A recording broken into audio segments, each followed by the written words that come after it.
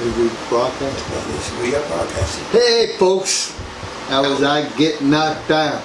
But I get up again. Is she ever gonna keep me down? Yeah, that's how life is. That's what we're gonna talk about this day on this show. I get knocked down, but I get up again. So I'm here, Trooper Joe from ArchAngel, a Return to Chivalry, right here, right now, live on 7amradio.com. And I'm here with Will from the 5 o'clock shadow, right over there, taking care of business. So, what does that mean, I get knocked down? You know, everybody thinks about getting knocked. They don't think about getting knocked down. What they think about is, well, I'm going to do this and it's going to be perfect and it's going to be just great because I'm me and that's the way life's supposed to be. So whatever I do has to be really good. But that doesn't work all the time, folks.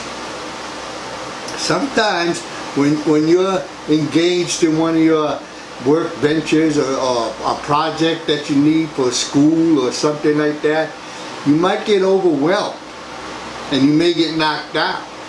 And that's when you get up again, you know?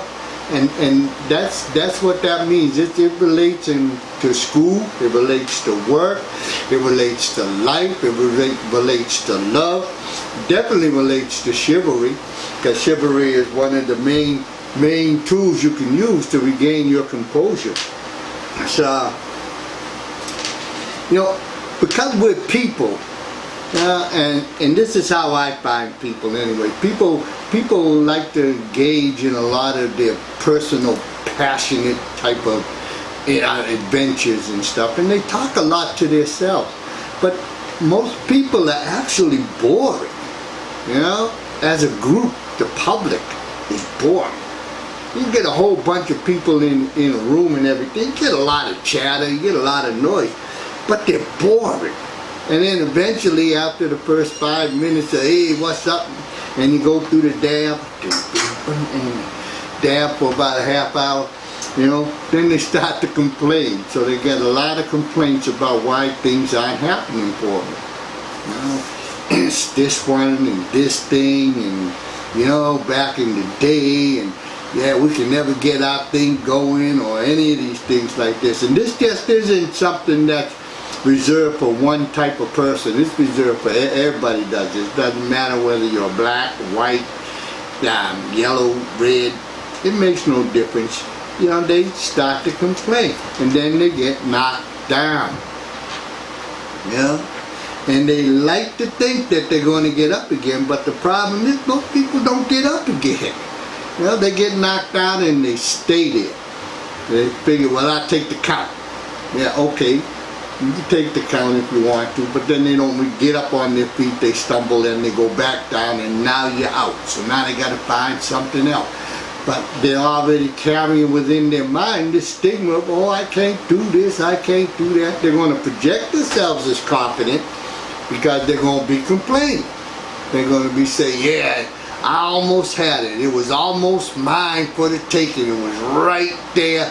And then all of a sudden, these big vehicles, big giant Lincolns and all these things, all black, rolled up, and all these big mysterious people jumped out and took it right away from me, you know. It's like, it wasn't my fault, I didn't do it.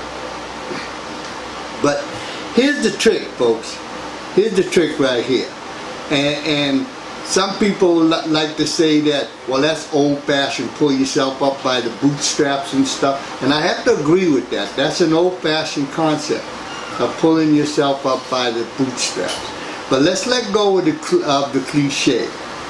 If you want something, right, and you know that there's a great possibility that you're going to get knocked down in what you're doing, just keep this in mind. There are no gains, none, anything, not even taking a shower. Is there any gains without risk? You might be thinking, well, what's the risk in the shower? You might slip, bang your head, and you're dead. You know, there's a risk, but you're still going to take that shot. And that's the same way you should go into treating whatever you want to do. There's a risk in anything you want to do. You have to put up something. You have to have some skin in the game. Whether that skin comes in the form of monetary notes, like money. You still got to put up some money. You know, you want to be a big entrepreneur and have a fashion designer line and everything. Well, that takes a lot of work. You know, one, you gotta stay on top of the fashion. That doesn't mean that you go out to your local nightclub and see what they're wearing while they're dancing and everything. But that's part of it. That's part of the plan. You have to know what your public wants to buy. But you also have to know what the world public is selling at the time. So you got to look at books from Europe. You got to look in books from Japan. You got to look in books to see just where the public's mindset is. And again, you have to know what your immediate public is going to buy. And not only what your immediate public's going to buy, you have to know what your immediate public can handle. If you're selling all silk fancy things that cost $1,000 for a shirt or something, well, there's a poverty line that you can get right into, because you're probably not going to make a lot of money if you're selling in your neighborhood, you know, unless you come in a neighborhood that rolls like that. But if you come in a regular neighborhood that doesn't have that type of money, you'll have great clothing, you'll have great design, and everything will look perfect, but nobody can afford it. So it's useless. So this is where you got knocked out, because you didn't do your work. You know, your due diligence, you did not do that. And then from that you got knocked out. But can you get up again? Of course you can. You can look at what your public wants and the finer end of what they can afford. You don't want cheap stuff that they can afford. You want to have the finer end of what they can afford. You want that product that's going to be something that looks good, feels good, makes your public wanna just say, look at me, see this fashion, look at me, and this is fashionable, you know, got holes in it and stuff, but you know, this is what I do. But that's where you want to go. And to start with, like I said, you got to look at what's in Europe. What's England wearing? What's France wearing? What's Italy wearing? What are they wearing in Africa? What are they wearing in Japan? You know, what are they wearing in China? You have to look at all those things like that, just to make sure that you got the right thing going on. You know? But if you don't, then you won't be able to sell your product. You know, not at the rate that you want to sell your product. And even if there's something else, it might not be a clothesline product. Maybe you want to sell food products, and you know. So you might say, yeah, this is great, because you're sitting down there talking to yourself and you're really getting engaged within yourself. So you're saying, yeah, this is going to be wonderful. You know, I'm going to be able to sell all these type of high-end foods. I'm going to be able to sell this stuff. Everybody's going to love it, you know, because this is really good stuff. Oh, wait till they taste it. And this is where the wake-up call should come into play. Wait till they taste it. You know, they may not have ever tasted the stuff you're selling to them, so they don't know anything about it. So again, you got to do your homework, or you get knocked out. But you can definitely get back up again. And that's an important part of getting knocked down and get back up again, is make sure that you have a plan engaged so that you can do what it is that you want to do. Okay. Now I'm gonna read a little off. It's a little off from the topic and everything, but a little Aesop fable, because I told you I was going to read you a couple last week. So I know y'all been just staying in the same chairs from last week. You haven't moved or anything, you know. But that's okay. After this, you guys can go up and everybody can take a little bit of break and go someplace. Let me see if I can find this real quick. All right. Oh, there it was. There it was. And this has to do with awareness, you know. And what I mean by awareness is knowing your surroundings and things of that nature. Now, this is about the gant and the lion. Now, a gant is just a little itty bitty pestilous bug, He's a nuisance. It's a Gant and the lion. Okay? And like I said, this here is to know your surroundings. And like I said, this is a plan so that you understand and you work your plan. But it's offbeat, so it doesn't directly go that way, but I think it does. Here we go, folks. You ready? Hold on. A Gant once went up to a lion and said, "I'm not in the least afraid of you. I don't even allow that you are a match for me in strength." It's that little Gant talking to this big old lion. "What does your strength amount to after all? That you can scratch with your claws and bite with your teeth, just like a woman in a temper, or nothing more? But I am stronger than you. If you don't believe it, let us fight and see." See, now the Gant already had a plan on how he was going to fight this lion and show the lion how he is bigger and stronger than he is. You know?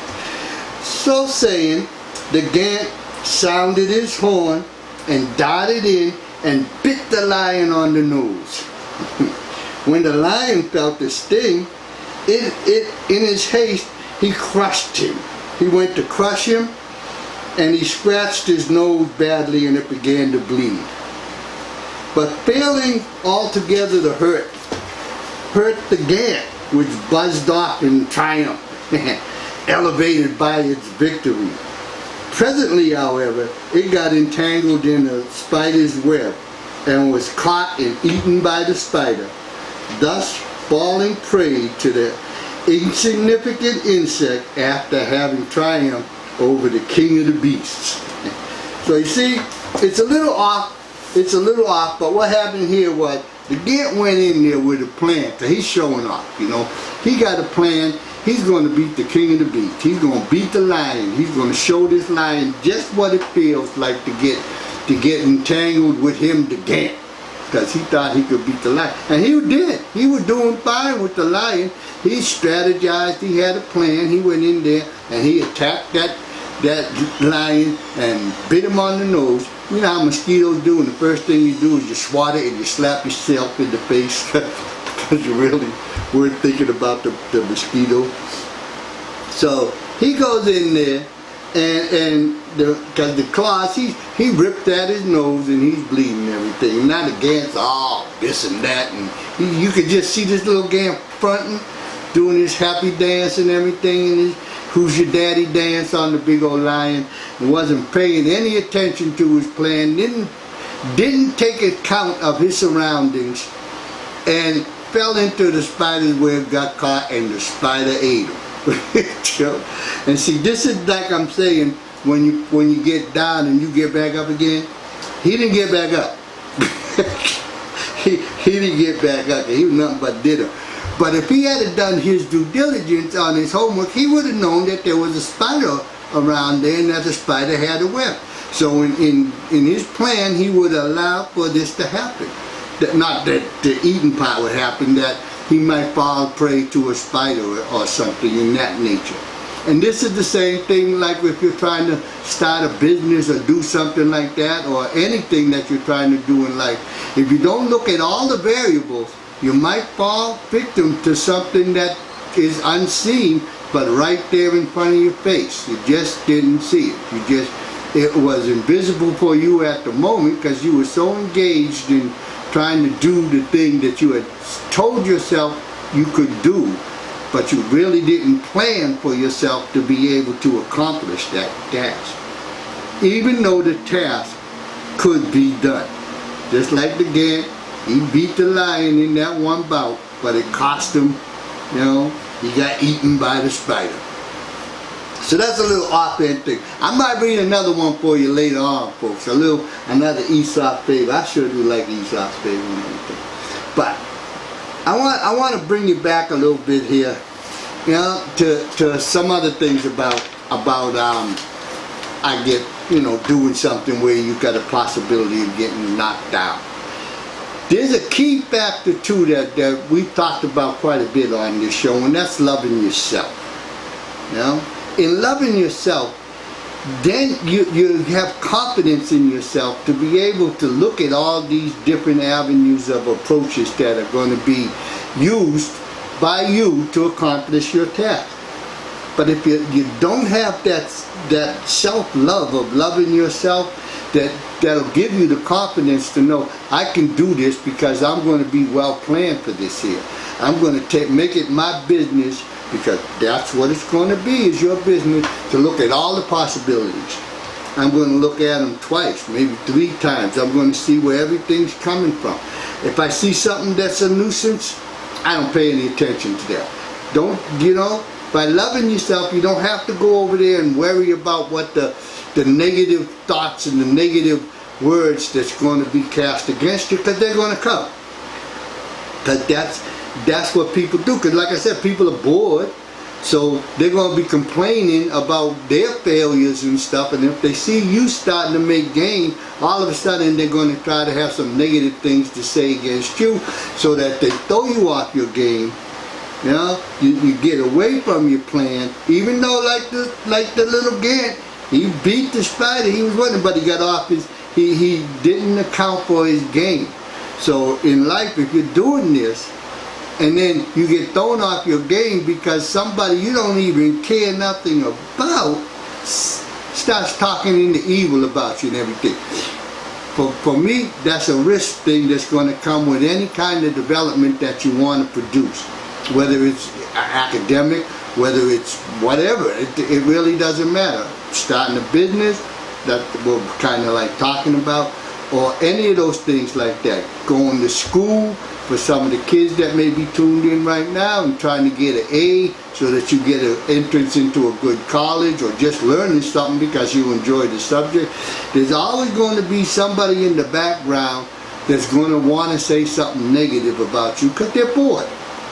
And the public is a boring entity. We are totally herd animal. We all get bored together and we all sit around and complain, and we just kind of pile our boredom on top of each other till it overflows. Well, I'll take a little break. I'm going to play another song for you, and then I'll be back.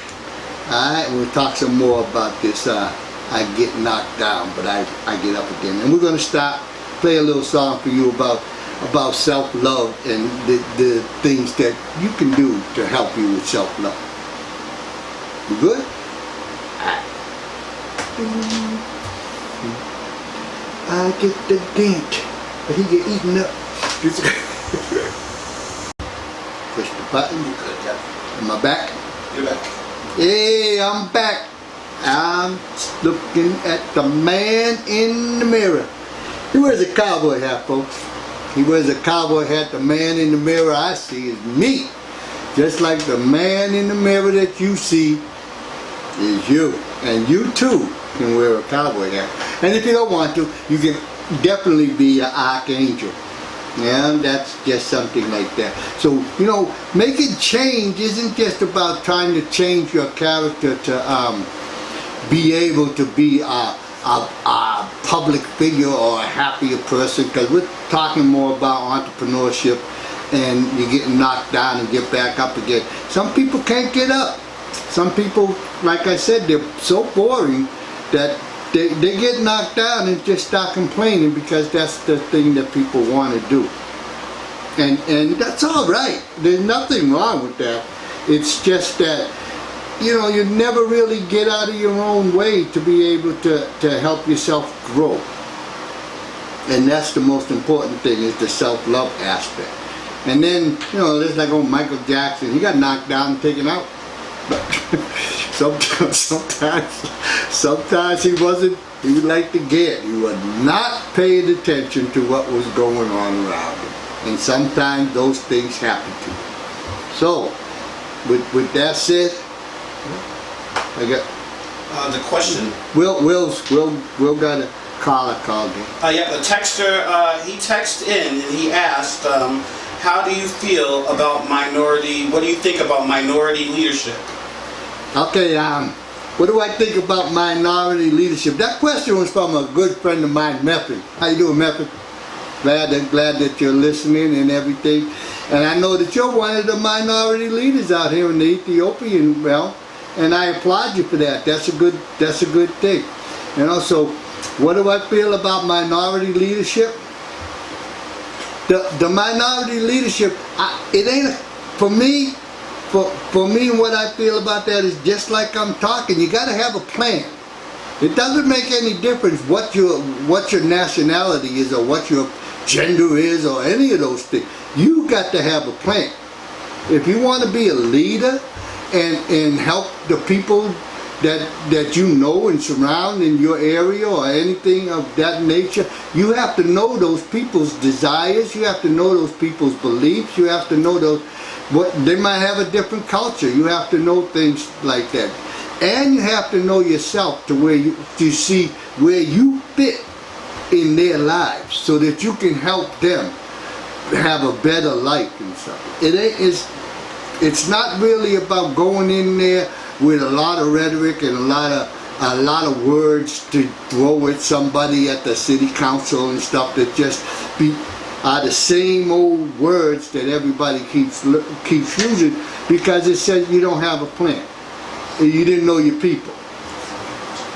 We have the second question. Oh, okay. And without that plan and without knowing your people and stuff, you can't be effective. Yeah, you can be like the Gant. You can go in there, and the Gant definitely had a plan, but he didn't know his surroundings. He didn't complete the plan. He had a half a plan. He went in there with the first part of the glory. I'm going to make a statement on the lion. I'm going to tell this lion, I'm going to beat you down. And he went in there and he was able to do what he wanted to do to the lion because he knew he was fast and he knew his bite stings. And he did that and the lion scratched his nose and everything. But then he celebrated without knowing his surroundings. And that's something that if you're in a leadership position in any type of war, you can't do that.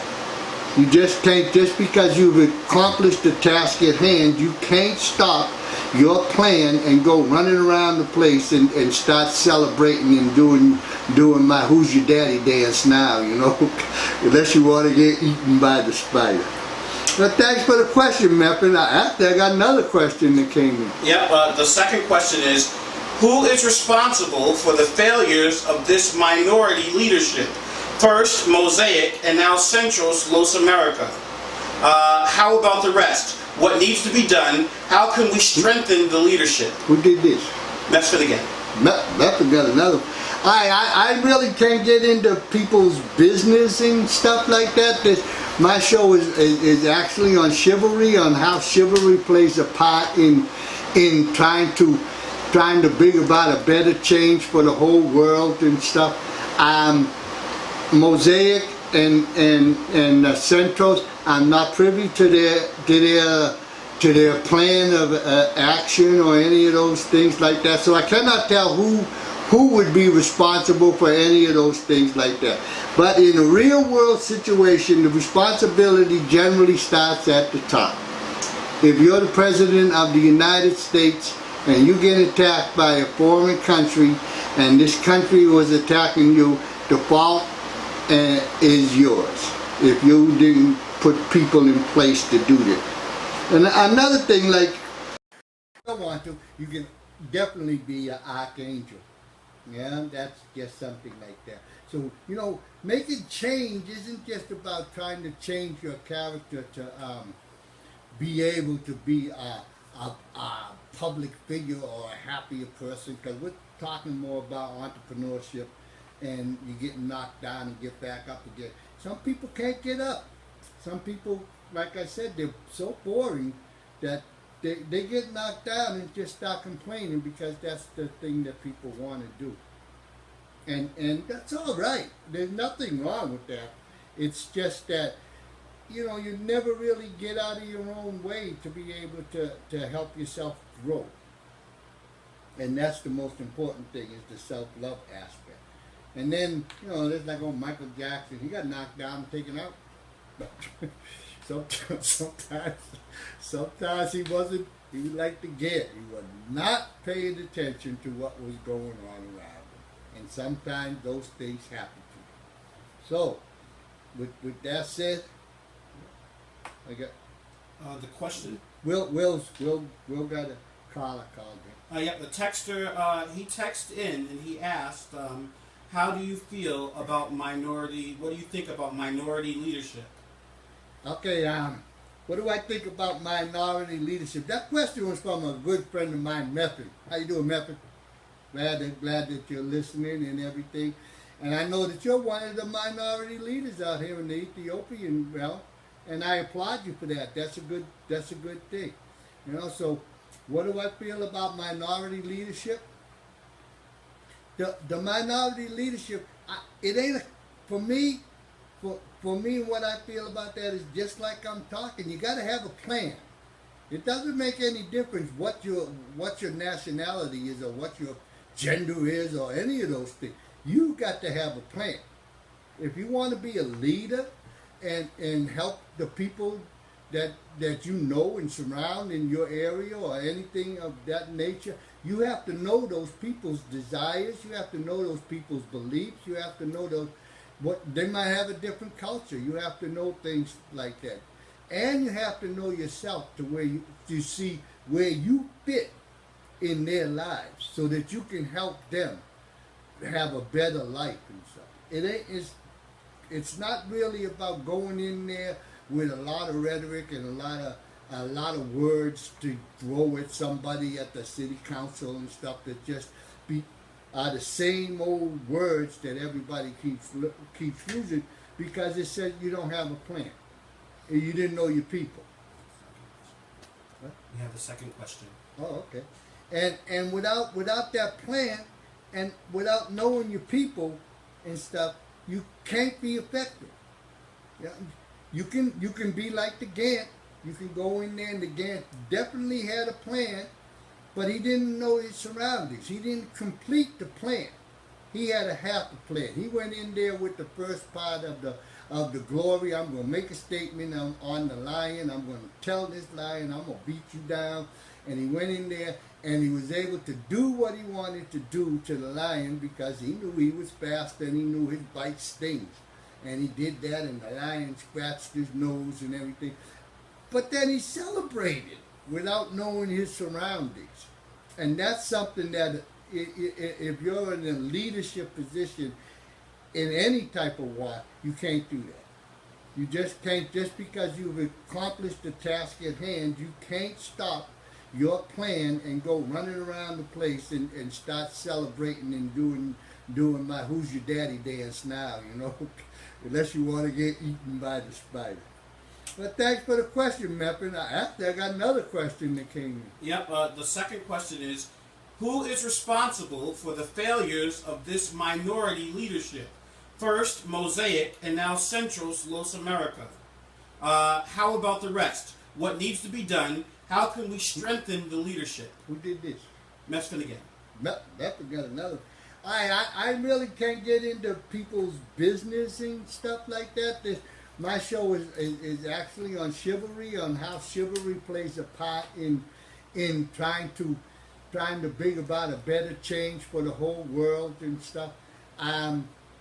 Mosaic and Centros, I'm not privy to their plan of action or any of those things like that. So I cannot tell who would be responsible for any of those things like that. But in a real world situation, the responsibility generally starts at the top.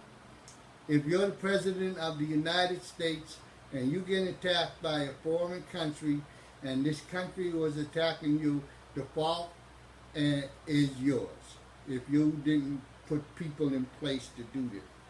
And another thing, like I'm a little bit off the topic right now, we get knocked down again, but in a leadership type of advanced type of thing, I personally believe that the best way to run an organization is to hire the best people you can find to run that organization and then get out their way.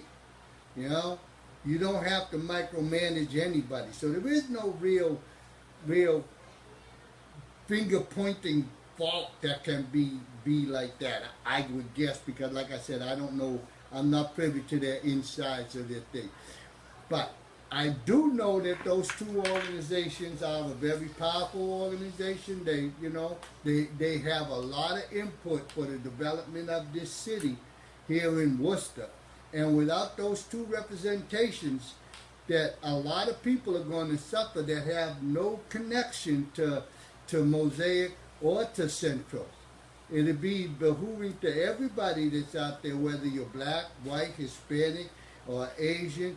If you're a person in Worcester, a resident of Worcester, with the gentrification that seems to be running down this way, and you've lost part of your leadership, because those are leadership positions, leadership organizations in there, then a lot of your voice has been stifled. And with the stifling of your voice, the stifling of everything about you is in jeopardy. So, I don't know. This is all I can say about that. All right, now I'm going to go back on my topic. And I really want to thank you for the question. Keep them coming. Keep them coming. I'll try to answer them if I can. But if I can't, I ain't going to make it up, and I definitely ain't going to throw anybody under the bus. Not on purpose. Now, I want to talk a little bit about you get knocked down and you get up again. You know, there's one thing that I think is very important about getting knocked down in anything you do, and I just touched upon it just a little bit with the question that was given to us. You don't get up again by yourself. You know, you don't make anything in this society or any other society by yourself. There are no self-made millionaires, billionaires, or any of those things. Those people who have achieved that level of success, but they didn't do it alone. You know, they never did it alone. Somebody has always been there to help. And that's the key when you get knocked down and you get up again, is that you have to let somebody help you get back up on your feet. And the most important part that comes with letting somebody help you is remembering it's a privilege. It's a total chivalrous privilege to be able to help somebody. So everybody out there, if you know somebody who's really trying to make a better life for themselves and improve themselves, it's a privilege to be able to help that person. You know, especially if you're helping that person from a level that might be higher on the social strata. You know, everybody said, well, you reach down and pull somebody up. You know, that's fine. That's a fine look and stuff like that, and that's all about you. But the privilege of helping somebody, just that you might know, and the helping comes in many, many different forms. And I think one of the biggest forms of the help that can really help somebody along their way, if they really went out there and put their best shot at trying to make a life for themselves, but they got knocked down and now they're trying to get back up, it's easy. A cup of tea and a dialogue. That's it. Some people just need to talk out what happened, you know, and get a response from somebody else.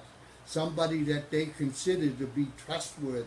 Somebody they consider who might have credentials to say that they know about these things.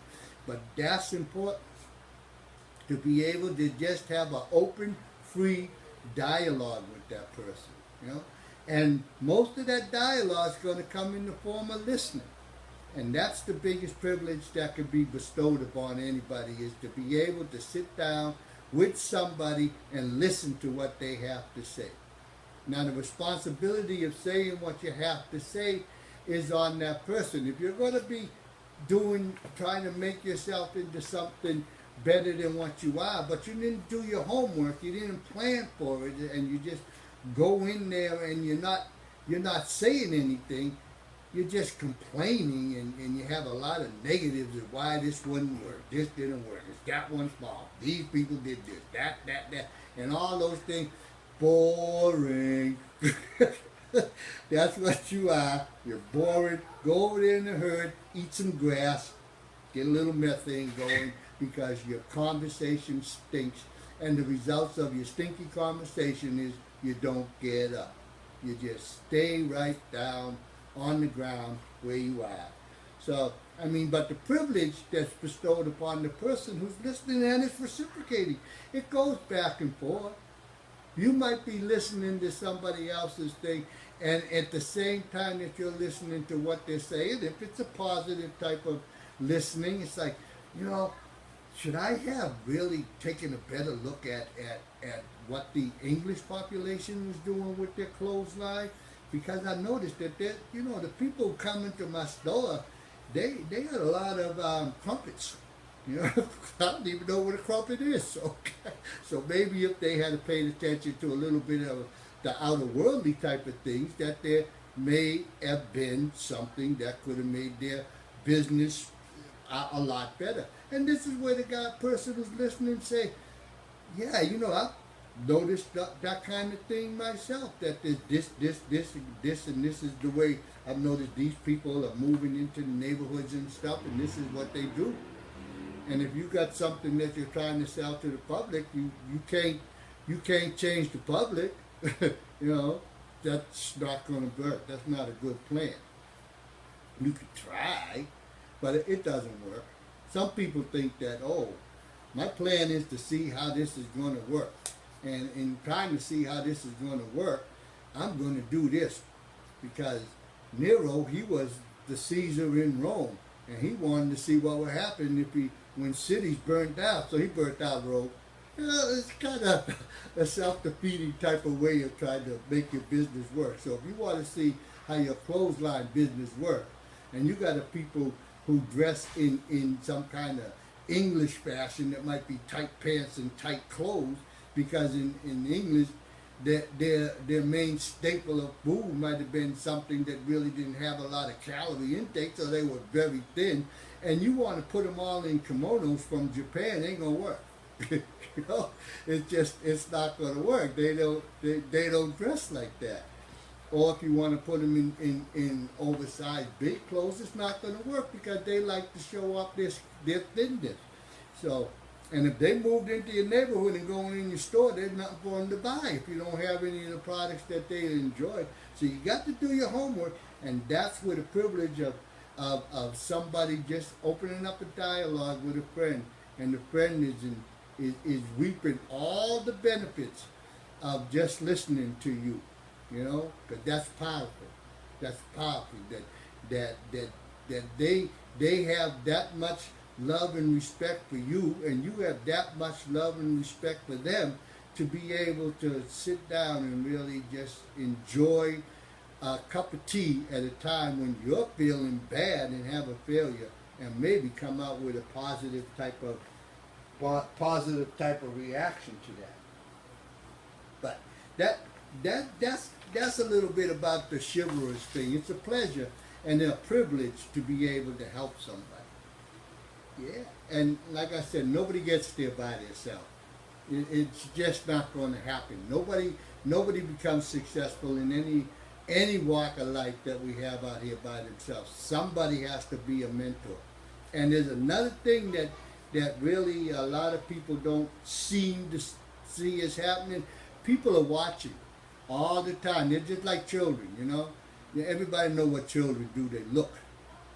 It's like, and parents' response is the same thing. What are you doing? I'm watching you. Okay. All right.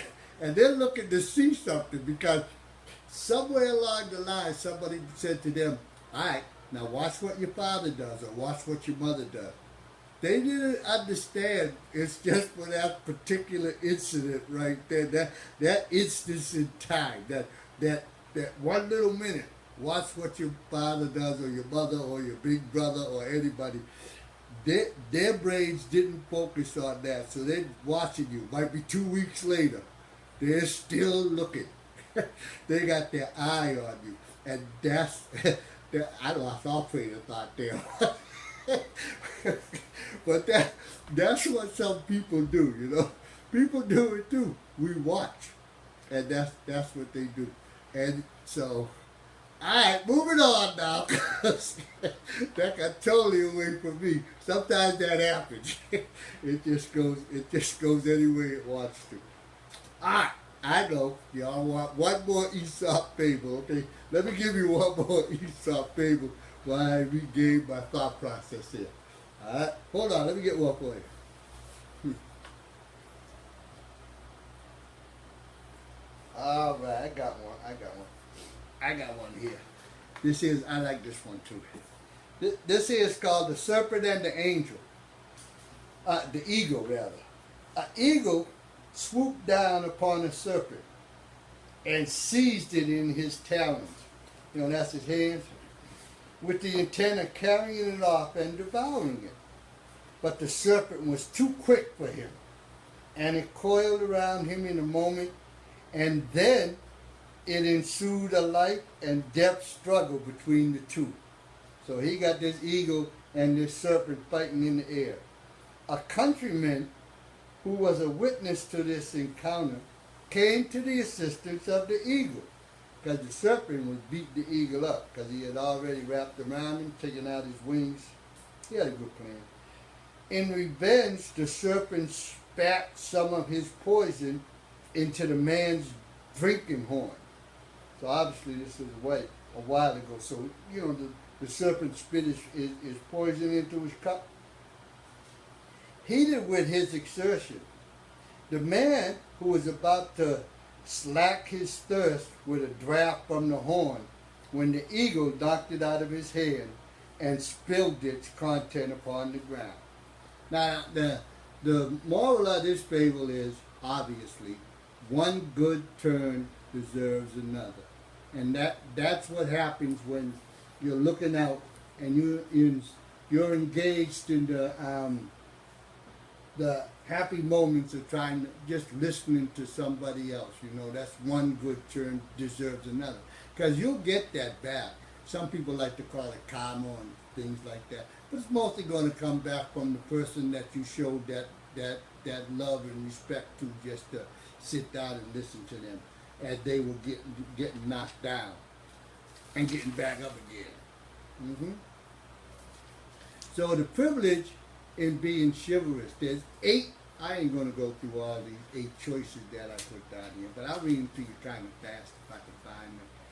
You know, there's 8 choices that you can make that if you are passionate about doing something, regardless of what that is, there's eight things that can possibly help you along your way. This is what I think anyway, right? I'm going to read them out to you, okay? Alright, it has originated in you, so it's a personal, pleasurable thing. This has to do with your thoughts and your planning, right? If the plan originated with you, it's personal, right? Even if you heard it from somebody else or anything, and you took it upon yourself to, I like that, you know, I'm going to work that. It becomes personable. And if you make it pleasurable, don't fill it up with all the negatives from the start, because if you fill it up with all the negatives from the start, you're getting knocked out, right? So that's number 1. You know, it originates in you, so it's personal and pleasurable. Where the rest of these things go? Folks, don't write notes like I do.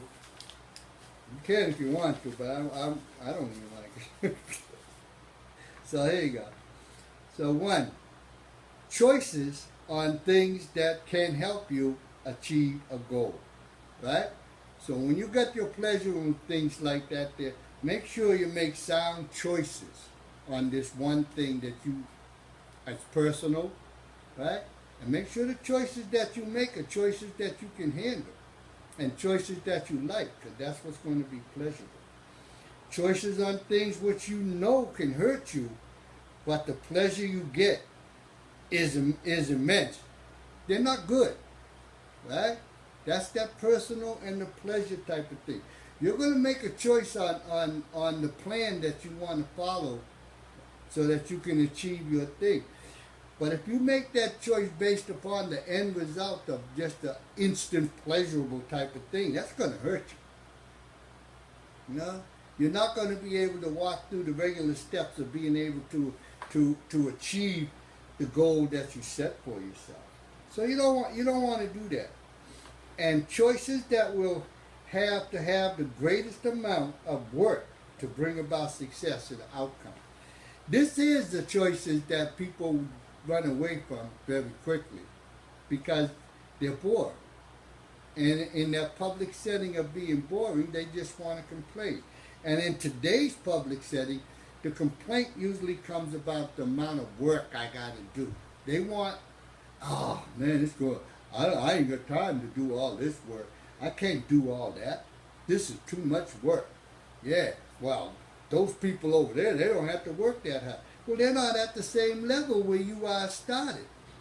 You know, if you start and you put the work in first, you got to put the work in, folks. Your plan, you got to plan for that work. You may come down and you go through all the numbers and everything and say that, man, I don't have time in the day to do all this. So I got to buckle down on this here. What am I going to give up out of my pleasurable day so I can achieve the goal that I'm setting for myself?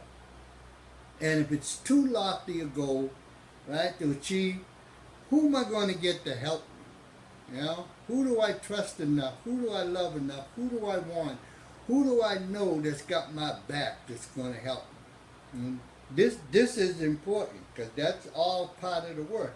And now you know, you got to know that, well, if I get this person, I got to reciprocate because they might want my help someday or whatever comes, you know, they get their share. So the worst thing that you can do ever is make man, that ain't right. Your other destruction. The worst thing you can do is try to write like me. That's not going to work. But again, because I jumped right in, I juxtaposed number 4 on number 3. And that's okay because you get the idea, right? The things that we do in life that have choices to be made on how we're going to achieve our goals are very, very important. They're more important than the planning because they are part of the planning, right? The choices you make and the plans that you develop are going to be what's going to make you have a successful outcome in whatever it's going to be. Even if you want to be a home run hitter in the baseball field. The choices you make, you can go to the batter's cage and you can hit the ball for 2 hours. And you can miss every third ball. And then you can make the choice. I want to be the greatest baseball hitter in the world. Right? And the choice is obviously pretty easy. You got to stay in that cage a little longer because you're missing a third of the ball. So you're not good. You're going to have to look at your stance. You're going to have to look at, where am I holding this bat? Am I holding the bat too low? Am I holding the bat too high? Have I got this bat, just way outside? I'm losing power. How do I swing my hips around? I'm not swinging my hips around hard enough to get that. I'm moving my feet too much. There's all those type of things that's going to come in play along with the hard work. The hard work in this thing is 2 hours in the batting cage wasn't making it. You got to spend 3 hours in the batting cage. Now that's a whole nother hour out of your day. And you can say, oh, I don't have the time. I can't do this. It's too hard. You know, of course it's hard because that's what it is. But the choice you make is you can say you want to be the best, but you're not going to make it because you're missing a third of the balls. Every third ball you miss. So you gotta work on your stance, you gotta work on your grounding, you gotta work on your bat position, you gotta work on your eye, you gotta see the ball coming, you gotta work to see how the threads of the ball are moving, you gotta work on developing a second nature to do all these things like that. It takes a long time and takes hard work. But you don't have to go it alone. You can have a friend right there with you who can just say, hey, you keep moving your lead foot. Don't move your lead foot. Sit back on that thing. Get those hips around when the ball comes. Now you're practicing how to hit that ball in the right way, see? So, and who gets the privilege out of and the most out of doing the help? Well, you're going to get a privilege. You're going to get an excitement and a pleasure out of that by hitting the ball more, you know. But the person who you chose as a friend and who took enough time to stay with you for 3 hours because you keep missing the third ball and just told you what you were doing wrong in an honest and clear fashion, they get the privilege. They're the chivalrous individual. You know, they get all the privilege, much more than you get, and you're the one doing the act. Your success is more powerful to them because you gave them the opportunity to help them, to be their friend. And you can't get any better privilege and opportunity than that. You know? So when you get knocked down, right, to get back up again, it takes work. It takes friendships, it takes dialogue, it takes practice, it takes risk, you know? And all those things together is going to amount to you getting back up. And you have to be honest enough within yourself to say, I got this, because you got to love yourself enough to be able to take all those things in stride, you know? And say, I can do this. Sure, I like this person. He can help me. Doing fine. Thank you very much. Someday you might get the opportunity to help that person. It might just, and it's not big, grandiose helping things. It's just little helping things that make all the pleasures in the world and all the privileges in the world seem great to you. Not those big old giant things that, oh, you want to be the greatest CEO because somebody said, okay, I'll front you the money so that you can get your business started and stuff like that. That ain't chivalry. He ain't doing that for you. He's doing that for himself. You know? Or any of those things like that. But the person who was saying, you're moving your front foot, don't do that. Sink in there and get those hips around on that. And then you're missing only every 8th ball. You know? You make great gains on that. Well, I'm going to leave out of here.